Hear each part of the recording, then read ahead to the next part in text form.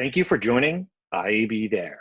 And welcome to IAB's daily live stream in which we connect the digital advertising ecosystem. I am Orchid Richardson, Senior Vice President of the Programmatic and Data Center. I'm super excited to welcome to the stage today Jessica Breslev, who is the Chief Customer Officer at Index Exchange, where we'll be discussing the state of programmatic. Jessica, as Chief Customer Officer, oversees global services and operations at Index Exchange. Her focus is on delivering world-class solutions to Index's valued publishers, agency, and channel partners while scaling operations to support its rapid growth. Prior to joining Index, she held several senior positions at Criteo, including Executive Managing Director of the Americas, where she was instrumental in driving the company's multi-product transformation and services solution. Prior to joining Criteo, she spent 9 years at Commission Junction, a global affiliate marketing network where she led client services. Jessica has extensive global experience in delivering client solutions, driving operational excellence, enabling growth, and leading transformational change. Welcome, Jessica. Hi, Orchid. Thank you for that lovely introduction. I'm really excited to be here with you today. Well, let's get into it. So we sat down with Index Exchange's CEO, Andrew Casale, about a year ago, and he talked about all the massive changes that were happening within the first month or two of COVID lockdown. Can you walk us through what you're seeing on the exchange a year later in terms of ad spend categories returning and those maybe the categories that actually are not returning? Sure, I'd love to. And maybe even before I go into that, I can spend just a few minutes giving our audience just a little bit of insight into who Index Exchange is. I'm hopeful that everyone here is familiar, but just in case you're not, Index Exchange is one of the largest independent ad tech companies. And what that means is we have no VCs, we've never raised capital. And what I find so amazing about our company and just so exciting is that we truly have built our business from the ground up. Today, we're about 500 employees strong, and we have offices all over the world, across 13 global cities. And if you think about our presence, it's really across the Americas, EMEA, and APAC. And so truly a global company, which is really exciting to be a part of. If I think about our company at its core, we are an engineering company. Over half of our employees are engineers, but our focus is very much on our customer. And that's a really big part of what makes me so excited to be a part of the team. And I think just last, kind of before I go into your question, is really thinking about our position. Index is very much a global technology company. We are change agents. I feel that we're really agile in nature, and our ambition is really about driving innovation and shaping the industry forward. And so conversations today get me really excited, and I'm really, really happy to be here with you. So I would say, fast forwarding a year from when you sat here with Andrew, a lot has changed. And I think a lot has changed in a really positive way. Broadly speaking, as an ad exchange, we have this really valuable and unique perspective on global activity. And if you take a step back from where it all starts, it really begins with human activity, right? And that human activity translates into internet activity. And that internet activity translates into transactions across our exchange. And in that, we have this really holistic view of how world events or how different things manifest across the exchange. And COVID was really no different. And so here we are a year later, and my perspective, I tell you, is incredibly optimistic. The pandemic in so many ways has shifted consumer behavior in a way that has kind of catapulted activity online in a way that we never could have planned for, and I really don't see it slowing down.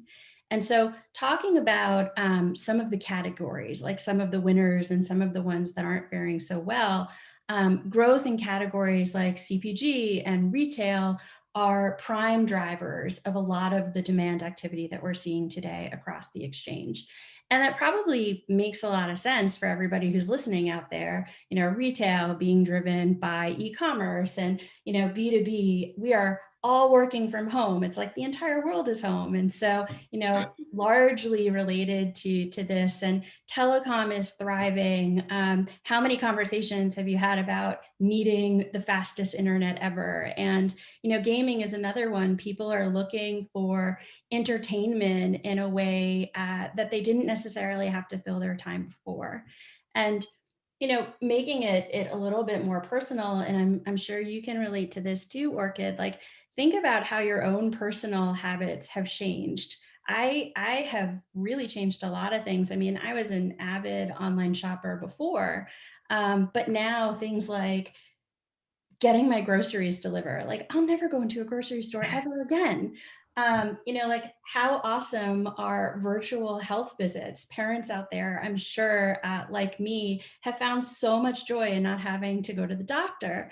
And so like all of those things I think have really transformed and catapulted, and we'll continue to see, a lot of strength there. In terms of, things that we're starting to see come back, right? Seasonal categories, in my opinion, are starting to fare better. Finance is probably the best example. And for our US audience, we're in tax season. And so we're seeing a lot of progress there. I've painted a very rosy picture. There's absolutely still some softness in categories like auto and travel and live events. I would kill to go to a concert, but they're still showing a lot of softness. And I think we should probably expect that until either conditions or travel restrictions start to open up. Interesting. So what do you expect in terms of ad spend trends this summer, understanding that? Yeah, I think on a macro level, online shopping will continue to grow. Buyer demand will remain super strong, and categories like retail and CPG will continue to flourish. E-commerce and retail heading into the summer season. I've started to do my summer shopping. I'm sure many others have as well. And CPG falls into that like whole realm of permanent behavior shifting towards like a new way of doing things. I think the other trend to really watch, and this is something that I'm kind of fascinated by, is how the rollout of vaccines will change and shift the narrative around buying behavior in the market. For travel, for sure, right? There'll be this direct correlation to the rebound of travel. Once people start to feel safe and they're ready to travel again, even before like the physical act of traveling happens, I would imagine that buyers will invest a lot of advertising to win some of that pent up demand. And as an avid traveler, I am very ready for that to happen, I must tell you. You and me both. So one of the things you just talked about was just changes that are happening. Let's focus a little bit on the industry changes. So there's the demise of the cookie, there's increased privacy regulation, there's changes on consumer behaviors, which you talked about. How are brands adapting to this? Yeah, it's a great question. And it's been really interesting to be a spectator as we've started to go through this transformation and how brands are adapting. I think first and foremost, brands have just learned to pivot more quickly than ever. It's almost amazing to think in the past year how quickly brands have adopted to the new normal. And I think probably secondary to that, and more along, the privacy things and other things that are happening, they're really starting to embrace authentication-based solutions. And so maybe going back to the first thought and thinking about, how brands have really had to pivot more quickly than ever. If you think about some of your favorite brands out there, think about how their B2C strategy has changed and how they've tried to identify with their customer. The messaging, the tone, they've become increasingly thoughtful for sure in this regard. And as a consumer, I really like it. I feel like brands have made a concerted effort to be there with me. And I think that that's been a really great side effect of the pandemic and the change that's happened. beyond kind of this need to transform and to pivot, they have been navigating a lot of the headwinds that you've mentioned, especially where, we're quickly approaching this world without common identifiers such as third-party cookies and the mobile ad ID. And this is where I think that brands are really focused and really working to embrace authentication-based solutions. Brands need to ensure that the consumer is at the forefront of all of their strategies. And staying in contact with the consumer throughout the entire journey is just really important. And so, in this like microcosm of all of these things happening, I think like where this concept of ensuring a successful value exchange from the buyer to the publisher, and then everything in between, like really, really starts to matter. And as I think about a lot of the customers that we work with, many of our publishers have already established relationships with these readers. And so now a lot of the brands and advertisers are developing those relationships. And it's like this cohesion creates this new level of relationship with the customer, right? It helps to deliver a really personalized experience to individual users. And I think it's a really positive step in the direction for addressability in a cookieless world. And so I'm really optimistic about the progress that brands are making for sure. Awesome. And so when you think about it, what are some steps brands can take right now to ensure higher standards are met? Yeah, I talk with clients and brands often about this, and I think one of the things that really is important is brands recognizing how much power they hold over their marketing budgets, right? And so one way that I think that they can ensure these standards are met are just by demanding excellence, right? If brands are demanding incredibly high standards, exchanges or their partners are then required to really rise to the occasion and to deliver high quality supply.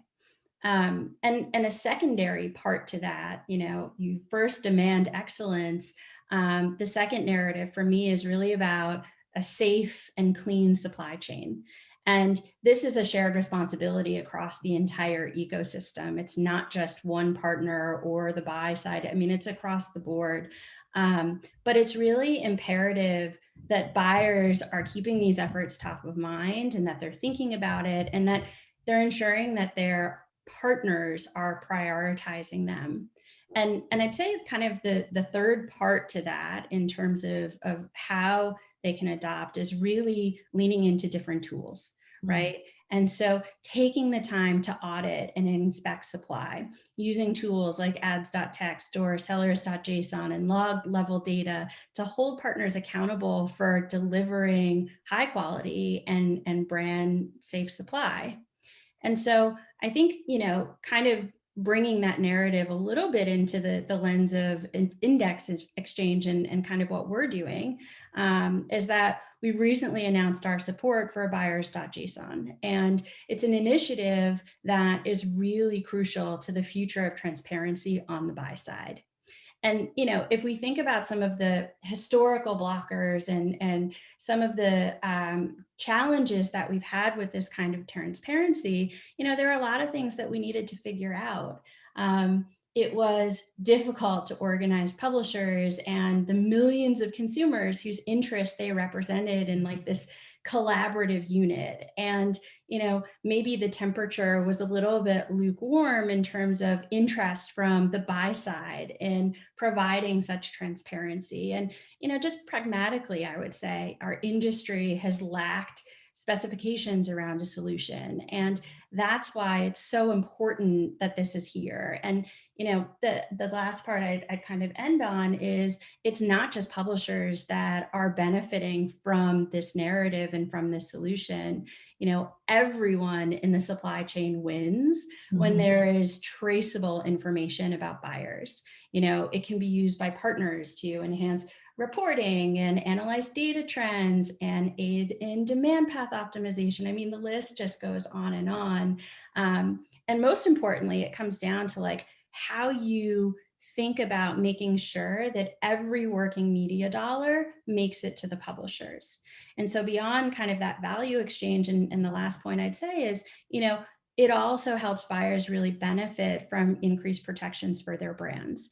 They can declare exactly which seats are allowed to advertise on their behalf, and they're also protected from some of the reputational damage that can happen from malware. And so I know I kind of went into detail on that one. I think it's something that's really important for people to be thinking about. And these are the types of initiatives that brands should not only be championing, but really demanding as they think about working with different partners.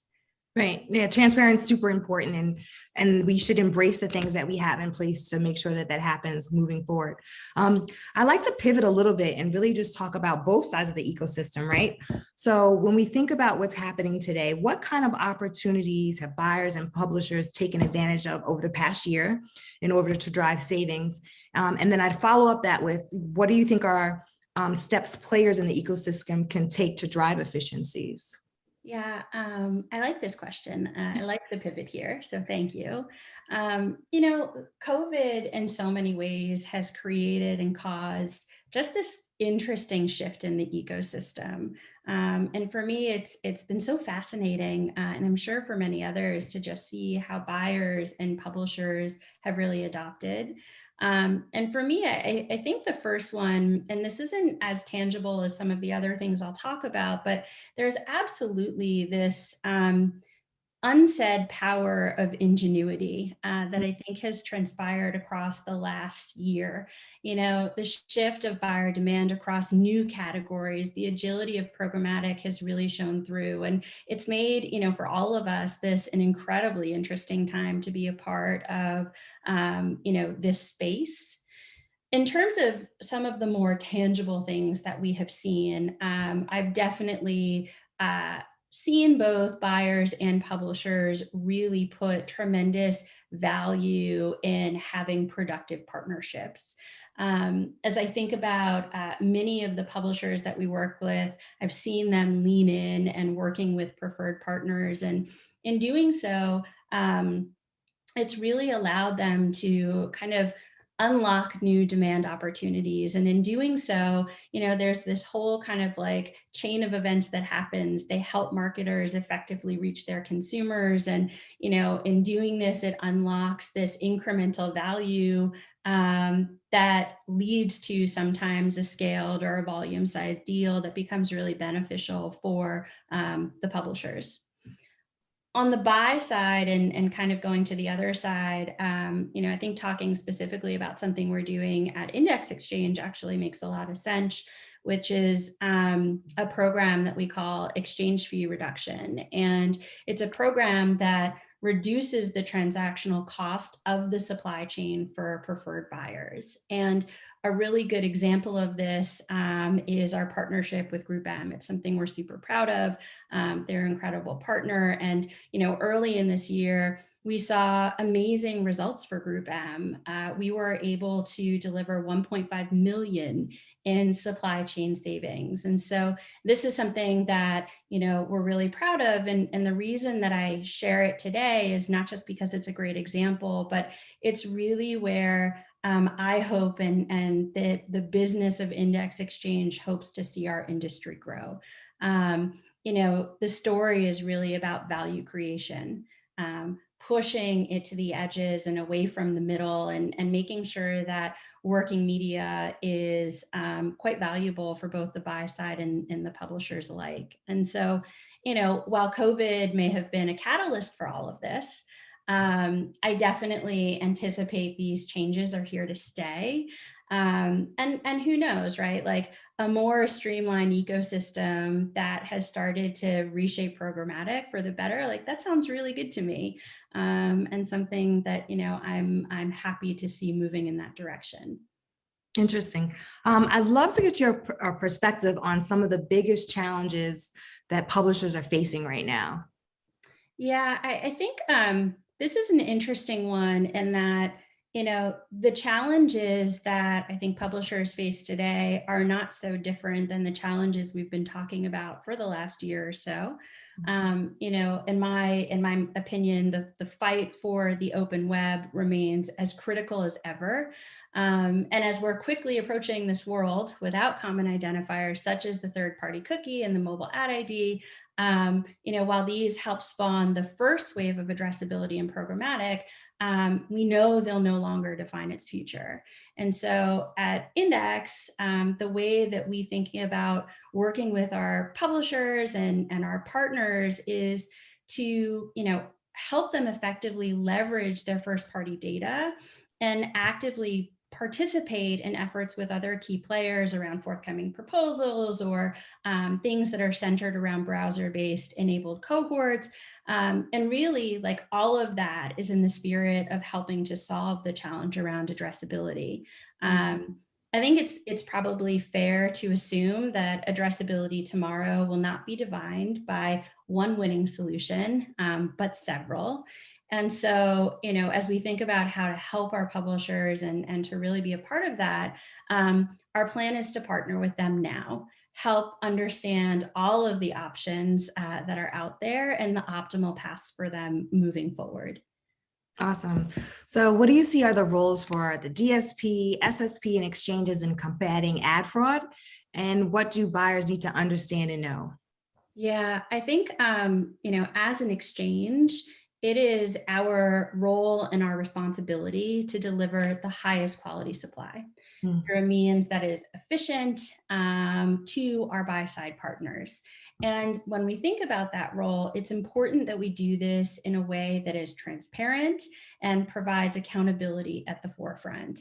And so for many of the clients and partners that work with us, you would know that, we're always inviting our partners to conduct audits, to dig into the data, to really lean in and ensure that the supply matches the quality and the context of the creative and really, so things are aligning.